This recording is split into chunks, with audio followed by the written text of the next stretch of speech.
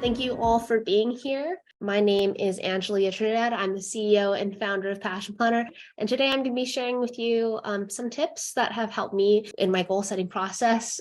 Passion Planner turns 10 this year. Let's settle in. So I like to start all of my workshops with some time to kind of ground. And I know that your day can get really busy, and right at the time that it's supposed to start, you're supposed to like move all your energy to the space. But for me, whenever I transition to something, I try to give myself some breathing space. So if you feel comfortable, then please close your eyes. And we're just going to take a few breaths together. Breathing in through the nose and out through the mouth. Just letting go of anything that's been stressing you out today, anything that's been bothering you. Try again. Breathe in through the nose and out through the mouth. You're going to do a couple more. In through the nose and out through the mouth. Last one. In through the nose and out through the mouth. That's like my favorite part of yoga, whenever they make us breathe. Just check in with yourself. Give yourself some time and space. How do you feel right now?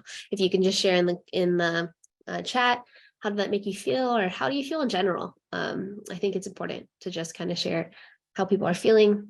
Today, I'm feeling a little tired. Michelle's feeling good, feeling calm. JF is feeling overwhelmed. College students, this is perfect. Not in the sense that you're overwhelmed, but the next exercise, we're going to be talking about how to move through overwhelm. Passion Planners, I wanted to share the story of Passion Planner because I think sometimes people don't know, and it's been almost 10 years. We celebrate 10 years starting in October, being on this journey. If anyone wants to put in the chat how long you've been in the Pash Fam, that's pretty, I love seeing that. So Passion Planner started to solve a problem. I feel like a lot of people, aka myself, especially when I was in college, I was living a life on autopilot and missing out on my goals and dreams. And that was really overwhelming. And I really wanted to make a planner that helped people take action on their dreams today instead of waiting for someday. Oh my gosh, people have been here for 9 years. That's wild. All right, next slide, Jen. And I knew that problem deeply of feeling like my life was going on autopilot. And it's because I came from, I'm a first generation American. This is my family with matching bowl cuts. I think my younger sister would have a bowl cut too. She just didn't have enough hair. And that one in the middle is me. And from a very young age, having immigrant parents, I really always wanted to make them proud. And in 2012, I graduated from UCLA, and I really wanted to make my mom proud. And that's my mom in picture during my graduation day. And she's the type of mom that whenever I'd asked her, what do you want for your birthday? She'd just say, I want you to graduate from college. So that became like my ultimate goal. And I tried to do everything like what my parents wanted, but there were so many things in my life that didn't turn out exactly how they wanted, because the goals that I have for myself and the goals that my parents have for me were just completely different. And in an act of revolt, after my mom told me to find a job, I was like, no, I want to start my own business.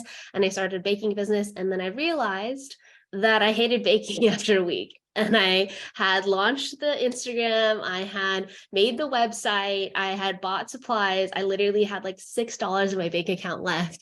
And I was like, okay, I'm going to bake French macarons, which are those cookies that look like hamburgers, and sell them during wedding season to people having weddings. And then I'll travel and write. But I realized I hated baking. And then analysis paralysis crept in. I had so many doubts because I was doing something that I hated every day, which was baking. I wasn't doing what my parents wanted. I wasn't really doing what I wanted because it wasn't really working out. And I was comparing myself to so many people from my community, my friend group, And I just felt like, these are just some of my thoughts and some of the things that I was feeling. Like, I can't sleep. Like, what is this overwhelming feeling in my chest? I hate my work. Am I not good enough? No one understands me. I was eating like so many French macarons, and French macarons, if you have ever baked, they're so difficult that sometimes I'd mess up like a whole tray and I would just rage eat them. So I was like gaining weight. I was just feeling so overwhelmed, but kind of stuck at the same time. So slowly I became super depressed. I would wake up and not want to see anyone. And it was in that moment, it was after 9 months of kind of being in a state of self-loathing and just like scrolling through BuzzFeed, consuming social media, watching TV, and like not even wanting to get out of my room, that I was like, okay, there has to be something better in life than this. So after 9 months, I made a decision. And I think one of the things that really was the turning point was I started actually developing double vision because my brain was so stressed from all of this anxiety that I was producing from not making decisions. And I decided that I was going to create my own planner company. And it was going to help people who were feeling just like me. And I thought about it and I was like, I don't know how to do this. Like, I didn't know InDesign. I had just recently graduated. I was feeling in the worst place of my life, but I was super excited because I thought about all the thing that really has helped me in my life, which was using a planner. And it helped me feel like there was like light at the end of the tunnel. I don't know if anyone like relates to when they start writing in their planner, things start to feel like more settled and organized. If you do, write it in the chat. I have ADHD, so it's going to be hard for me to like be in the chat, but I love feeling like people are speaking because it's always weird talking to a screen. And I thought about it and I was like, you know what? It doesn't have to be perfect. It just has to start. And paper and planners have always changed my life. I was dissatisfied with the planners on the market because they all thought about what is it that you need to do versus what is it that you want to do with your life. And they were super practical because they got you organized, but they weren't personal in the way that people are trying to design a life for them. It was like, okay, I have this task, let me schedule it, let me create a laundry list of things to check off. And I really wanted to create a planner that got you thinking about what you wanted out of your life and start from that big picture and then go into what tasks do I need to do and then scheduling those. And after working on it on my little laptop, I got the first sample of Passion Planner and it came with 26 typos.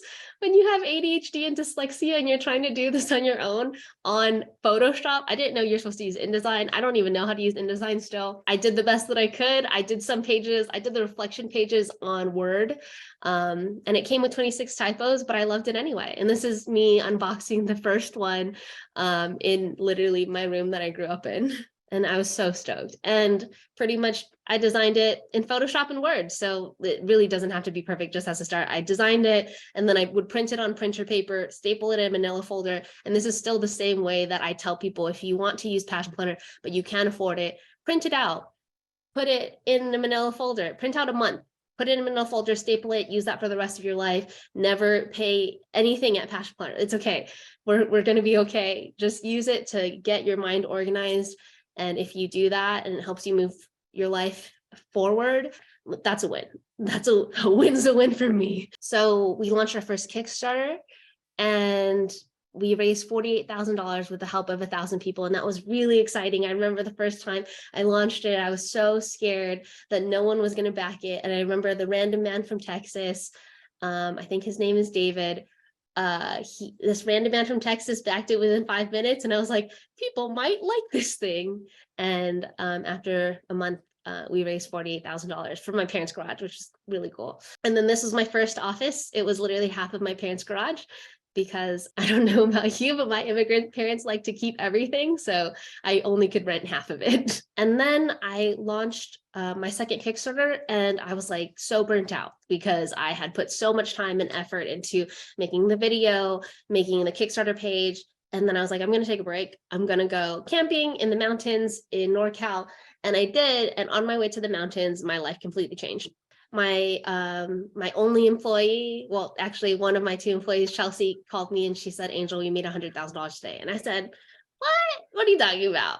The Kickstarter went completely viral. It was shared 455,000 times on Facebook in a month, which was mind-boggling. And it was shared on Good Morning America. It was just wild. I thought it was an error. We received more than 120,000 emails from people asking for the free PDF.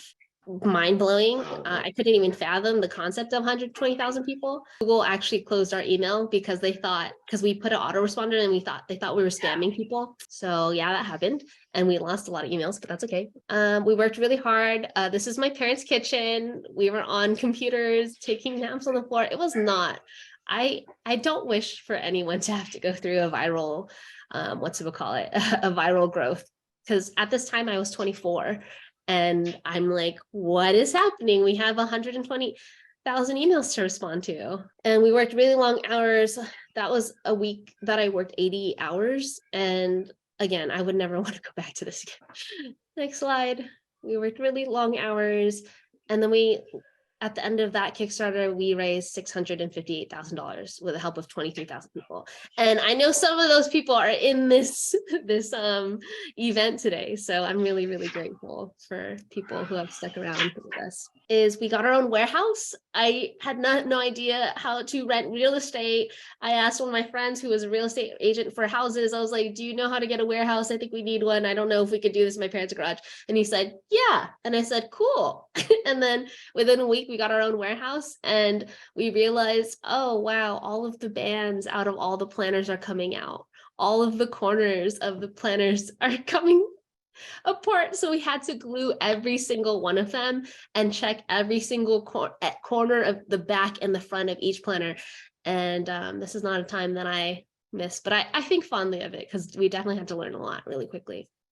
And we shipped a lot of planners. We went from selling 4,000 planners in a day, 4 planners in a day from my parents' garage to 4,000 planners in a day, literally overnight, which I don't know if you ever had to give away 4,000 Christmas presents, but it's a lot of Christmas presents or just a lot of packaging. We've been featured in these places, which I'm really, really just blown away by.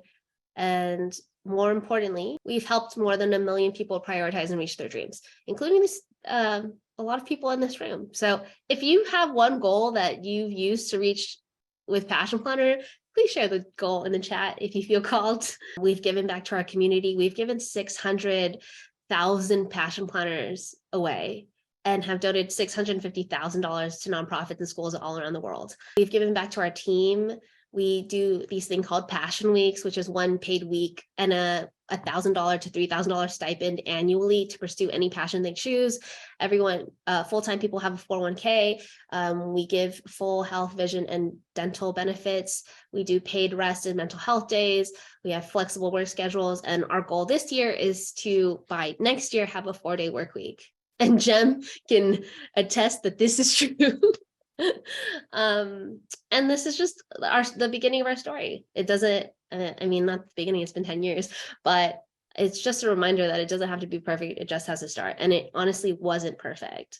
And I just wanted to kind of share some of that before I get into the goal setting. And I also wanted to shout out to some people in the chat about the goals that they reached. Larissa, becoming debt-free at 33 years old. That's amazing. Erin, I got into grad school in NYC and moved to the East Coast. Big move. Nina created their first comic zine with Passion Planner. That's amazing. Megan entered my PhD program and bought a house using Passion Planner roadmaps. Okay. I would read these all. I will read these all after for sure. I'm super, super stoked.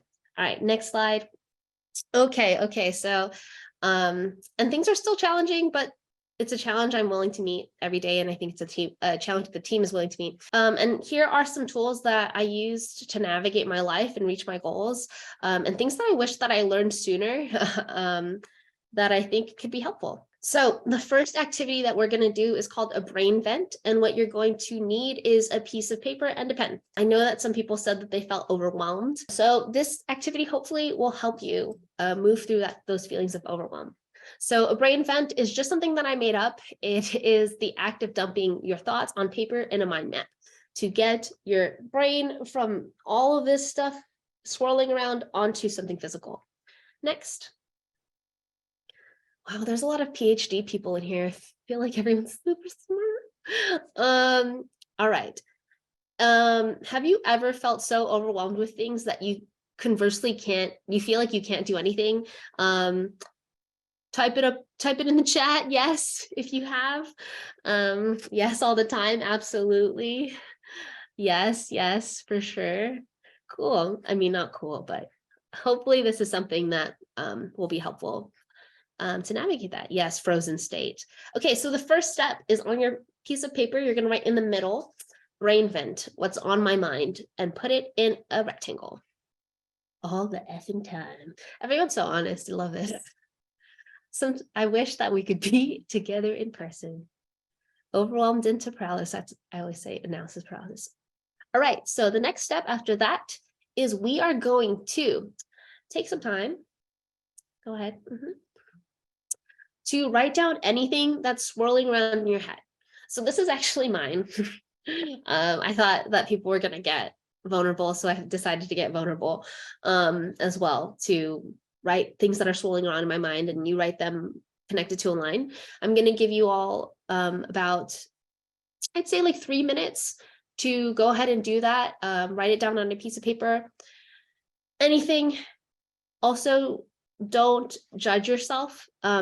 The best thing to do is get it down on paper. And also, you don't have to share this with anyone. I'm not going to ask you to take a picture of it and share it with us. So just be honest. Okay, I'm going to set a timer and I'll come back in 3 minutes. All right, so let's finish up your last thought in there. You are going to either write one actionable step that could help resolve this thing, or I let this go next to something that's completely out of your control. So, for example, one of my things that I've been kind of worried about and thinking about is my mom and dad's health. I don't know how many millennial kids are out in this room, but I am worried about their health, but I also know that I can't control that. So I wrote, I let this go here. For my launch personal website, I know that I just need to just read it one more time and just launch it. So that's something that I wrote in there. So I'm going to give you about 2.5 minutes to write one thing for each of those, for each little box, and then I'll come back. Awesome. Okay, so the next thing is check in with with yourself. How do you feel? So I know some people were already sharing how they were feeling. Someone said that it felt really freeing to get it out of the brain. Same. That was very freeing. Oh, I love that word. Rejuvenated. Action is the solution to anxiety. Yeah, action cures fear is one of my favorite sayings. Relief. Someone feels scared. That's completely normal. I think that it's easy to get overwhelmed. But now you have a reference. So you have all of this stuff on a piece of paper now that you can reference and go back to and see what you can tackle, what you have the ability to. And why this is useful is it allows you to take everything that's swirling around in your head that usually is very abstract and put it down onto paper, making it tangible. And I've done this exercise many times, and I hope that you lean on this exercise whenever you feel overwhelmed. And even though I feel extremely overwhelmed, I know that there's always an end. There's always a light at the end of the tunnel. There's always going to be a time where I stop writing the things that are swirling around my head. And that is actually really, really reassuring. Sometimes it'll take 5 minutes. Sometimes it will take 10 minutes. Sometimes it'll only take 2 minutes. Just giving myself that space to take all of the things that are swirling around my head and giving them the space and time. It also allows me to recognize my thoughts. And I think sometimes my thoughts are my mind trying to send me a signal or give me a warning. And when I write it down, I say, hey, brain, I got the signal. I've conceptualized it. I've written it down. It's safe now. You could stop reminding me over and over and over and over and over and over and over and over and over again. Like I might be on the bathroom wanting to just decompress on my phone. And this thought of this thing that I have to do in 2 weeks comes up. But when I know I've had it written down somewhere and it's safe, my brain can chill and I can tell it, hey, we've got it, you can let it go. It's kind of like closing, like an app on your phone. It doesn't take up that extra bandwidth. So everyone, for the most part, feels pretty good. Hopeful. Cool. The next part is this next activity is time blocking.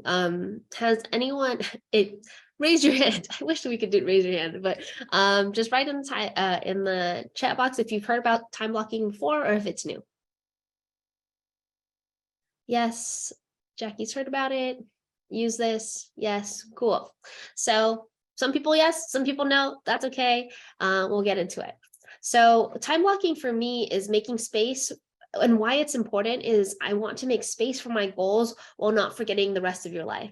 Oftentimes I feel like it's so challenging to make space because I don't feel like I have any space. And when I can time block, I can see my calendar in a visual representation, and then I know where I have space and when I don't have space. So next slide, please. So your life is made up of blocks of time: minutes, hours, weeks, months, years. Next. And one of my favorite writers on time or bloggers on time is Tim Urban. He makes a lot of visuals that makes time visual and easy to understand. So this is the 90-year human life in years. Each row is a decade. At the beginning is birth, turning 90 is death. Next. And also for questions, Jen will be noting some of them down, and if I have time at the end, I'll be answering them. And this is the 90-year human life in months. So each row is 36 months, which is about 3 years. As you can see, it's not that many of them. Next. And this is the human life in weeks. And if you think about your planner, then every single one of those boxes is a weekly layout. So, I mean, this poster would have been ridiculous if every single box was a weekly layout. Like this would be a massive poster, but that would be actually a really cool installation. But it's just a way to kind of see where you time in a visual representation, which I think is really cool. Next. And this is the life of a typical American side by side. So the light blue is your early years. The first green is elementary school. The light green is middle school, high school in yellow, college in orange, grad school. If you go to grad school, your career is such a large part of your life. So definitely something to think about and optimize. And then retirement is the purple at the end. So it's just really interesting to see how much time we're going to be spending in each of these phases of life. Next. To have an intentional life, I believe it's important to be intentional with your time. And whether that's with your years, your months, I think it's the easiest to manage it on a weekly and an hourly schedule time frame, which is why I'm going to be talking more about time blocking. Next. Thank you. So what is time blocking? It is the process of dividing your day into blocks of time to try to accomplish a specific task or meet a specific intention. Next. So, oh no, we're back. It's okay, Jen. We're just gonna chill. You know, it happens.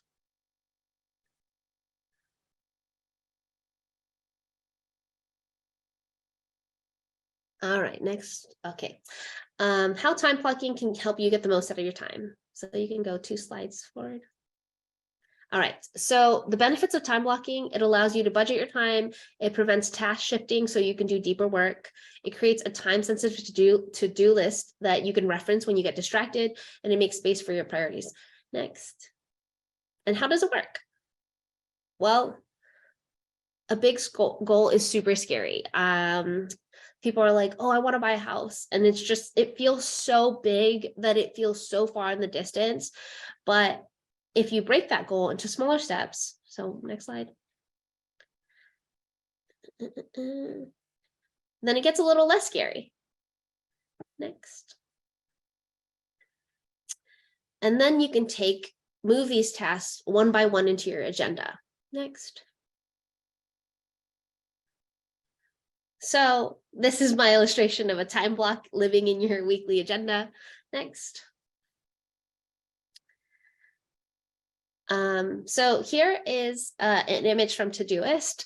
This is a concept of like what most people do and time blocking.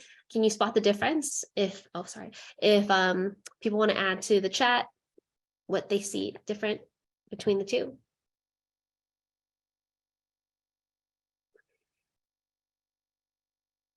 Space, visual clutter, less task switching, not changing between one task or another abruptly, focus, task switch, task switch, prioritizing time. Yeah, that's actually a really good observation. Because the big project is the create client proposal is the first thing, and then emails and messages, and then social media, and then lunch, and then meetings. A lot of times people prioritize or don't think intentionally with how their brains work best. And usually, at least for me, when I wake up in the morning, usually that's when my brain is the best. So I try to do my deep work in the morning, which is then the next. So it matters. Yeah. Okay. So my rough outline, this is my rough outline for my workday. It's taken me many years to get to this point. But usually in the morning, I have some time for me. Sometimes I wake up at 5, sometimes I wake up at 7. Kind of a big range. And I like to run in the morning, and then I have some open space, and then I start my deep work around 9. I have lunch at 12:30, meetings again in deep work, emails, because I think emails are like these things that have to be done, but they aren't like high level work. And then usually in the evenings, I socialize and decompress. I have dinner, I cook dinner sometimes, and then I sleep. So this is just a loose time blocked day for myself. So let's take some time to set up next week together and do some time blocking. So let's take out your planner. And this is how I set up my week. I came up with this acronym today. I'm sorry, it's not that good. I wish it was better, but it's N-TEST-FAR. So each letter stands for a step. So the first one is N, which is non-negotiable, T for tasks, E for estimate, S for smaller, T for time block, F for focuses, A for act, and R for reschedule. We'll go through each step so you don't have to memorize this. So the first one is add your non-negotiables. So go into your appointment calendar and go ahead and add any non-negotiables. So this might be work. This might be an appointment that you have. It might be your therapy session. It might be lunch. Non-negotiable. I must eat lunch. I must take a break in the middle of the day. It might be meetings. So go ahead and take 30 seconds to go ahead and do that. And this is a zoomed in version. This is usually how I do it. If I have a non-negotiable, then I circle when it starts. I draw an arrow for when it goes through, and then okay, so the next thing is T. So it's N-TEST. T is to add your tasks by priority. So when I dump my tasks into my to-do list, and both the daily and the weekly have both of these features, so you can do it in both. I try to dump them in order of priority. So just try to put them in the correct buckets. You don't have to get it perfect. You could always like scratch it out and put it somewhere else. But I'll give everyone about 30 seconds to do that. All right, the next step is E, which a lot of people don't know, which is to estimate. So I estimate how long each of my top priority and my priority tasks will take. So, and I always write it in how many minutes. So for example, my older sister is turning, I don't know how old she's going to be, but it's her birthday next week, and I need to book her birthday plans. So that's really important for me. So I think that's going to take me about 30 minutes. I need to give website wireframe feedback under my work list, and that's going to take about 60 minutes, and so on and so forth. So we're really just trying to do that top section. If you have time, then you can do the second section. And everyone thinks that little box is for checking off the task, which it could be, but I use it to write how much time I think it's going to take, because it's going to be super helpful in the next step. So go ahead and take 30 seconds for this step. All right. Next is, I'm a cross out. So it's funny because I see people say that they use it for checkboxes, which is completely fine. There is no right or wrong way to use this planner. I'm just telling people how I use it. And then I'm a cross out person. I get the satisfaction of crossing things out. Like this little checkbox is not satisfying enough for me. So I cross things out. Okay, next slide. If you find something that is too long, more than 60 minutes, then I recommend that you break it into smaller tasks, which is what S stands for. I would start at 15 minutes, 15 to 60. 60 is already kind of challenging. I can't sustain attention for 60 minutes. Usually I can sustain it for like 45, but I like to block out about 60 minutes for that task.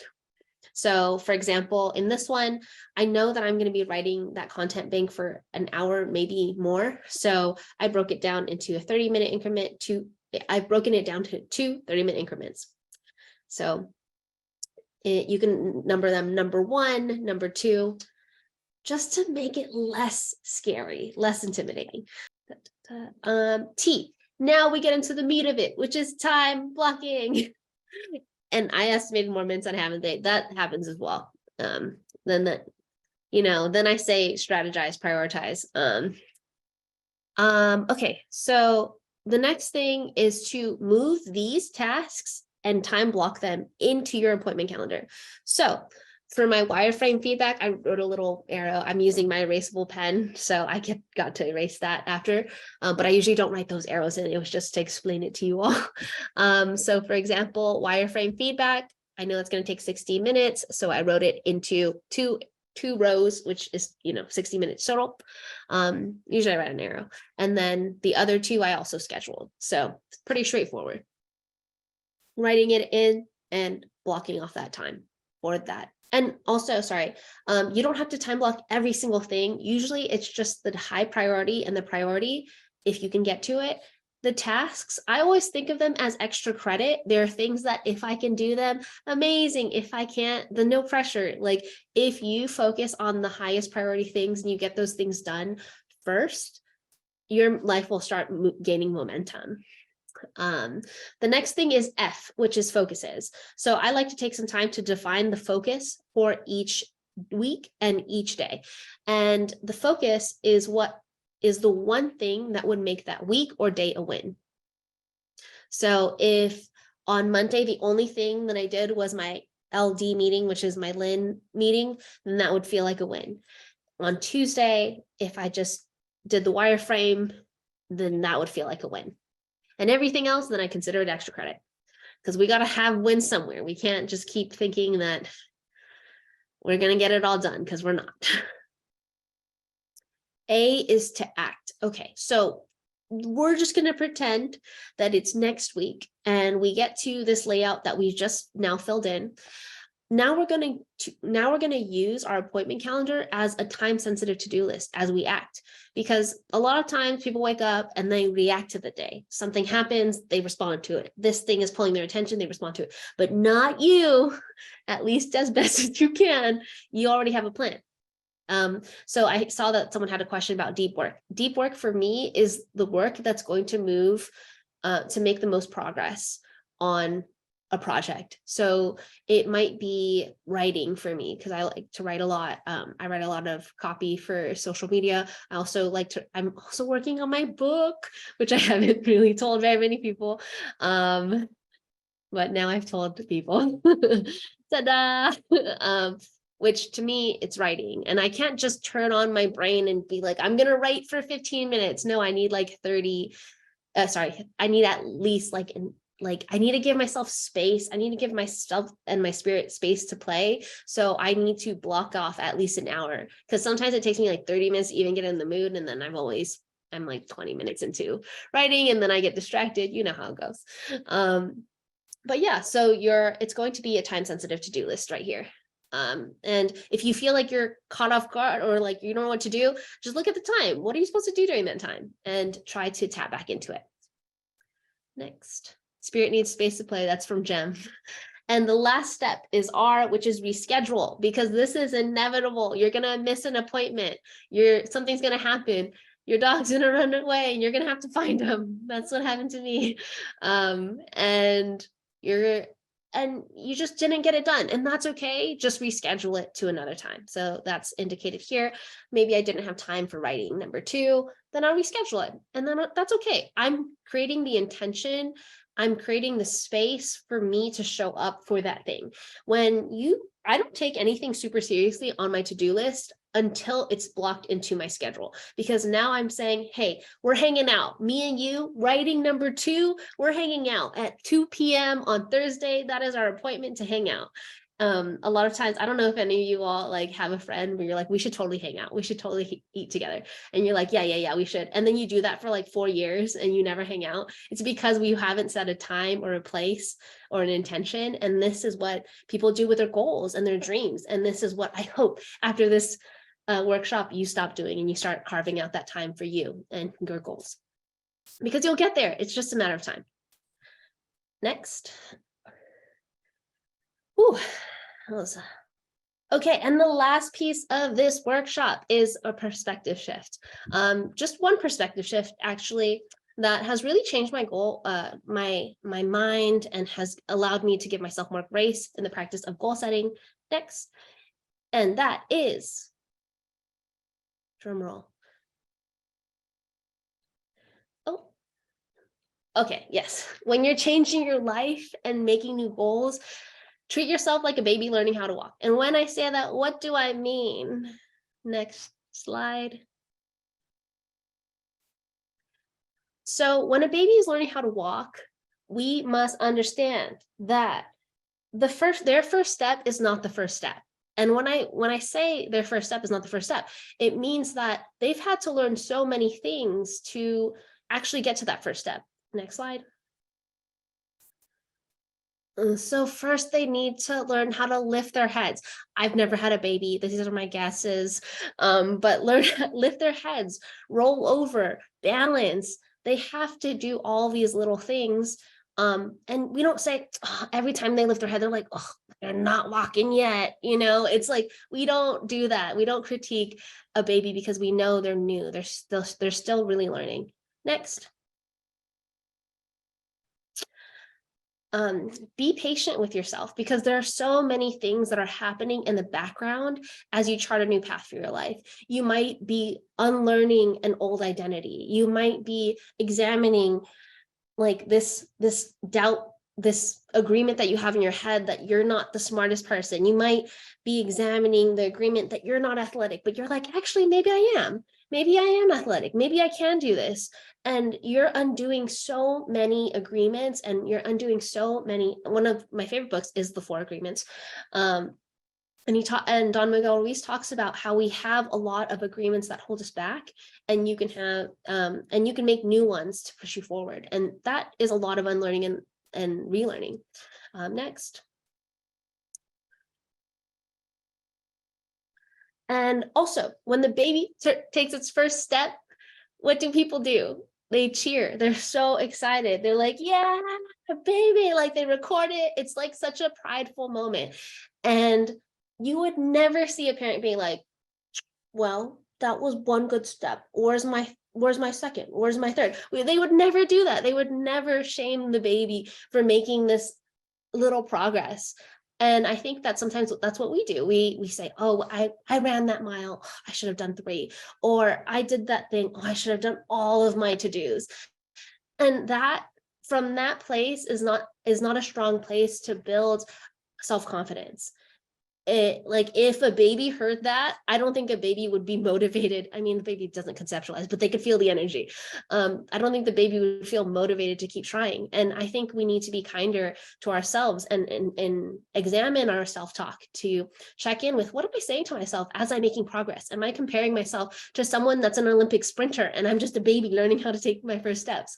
So being really, really conscious about your self-talk and cheering yourself on and trying to be your biggest advocate. The next slide, please. And then my last tip is to decrease your stress, increase your timeline.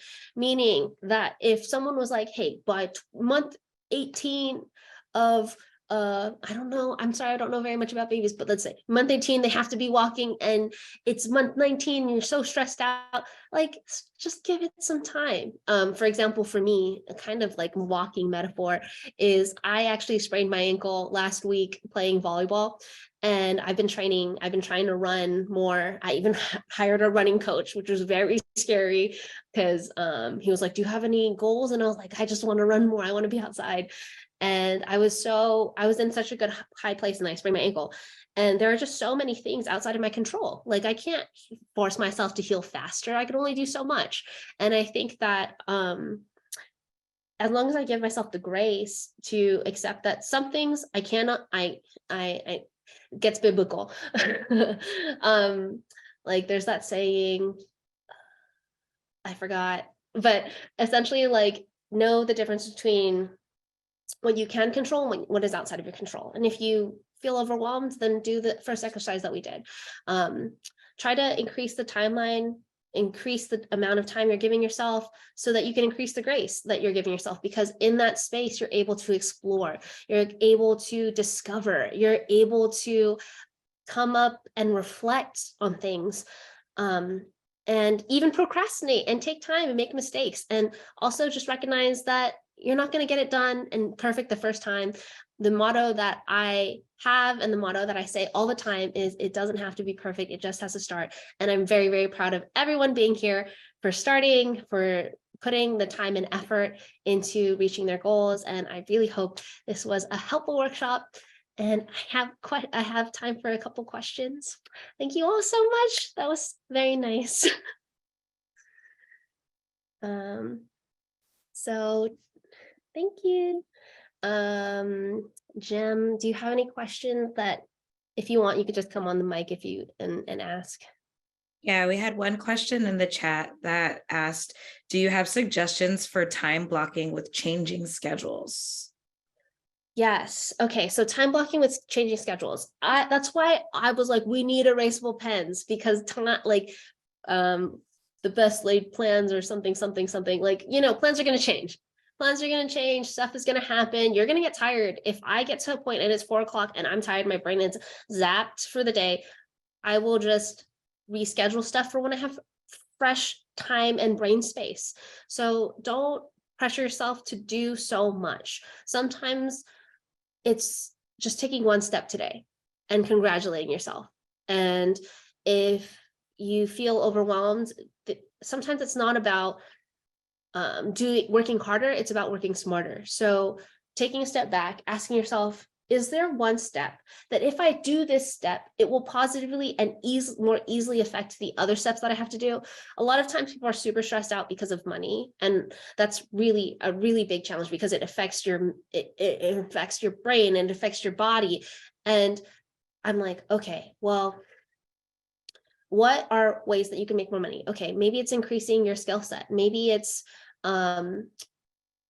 like picking up a job that could be like dog walking. I don't know. I'm not the professional in this, but when it comes to moving around your schedule, give yourself grace, know that you're making progress, and know that you don't have to get it all done right now.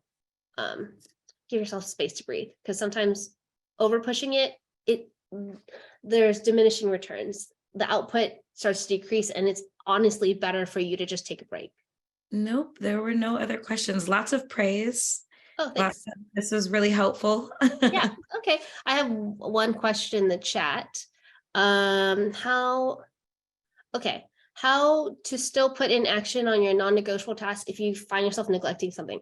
I think that oftentimes if I reschedule something too many times and I don't do it, then I need to ask myself, what is my why for that thing? And maybe the why isn't strong enough, and I actually need to not do it anymore. Like I actually need to decide against it. I need to say no to it, because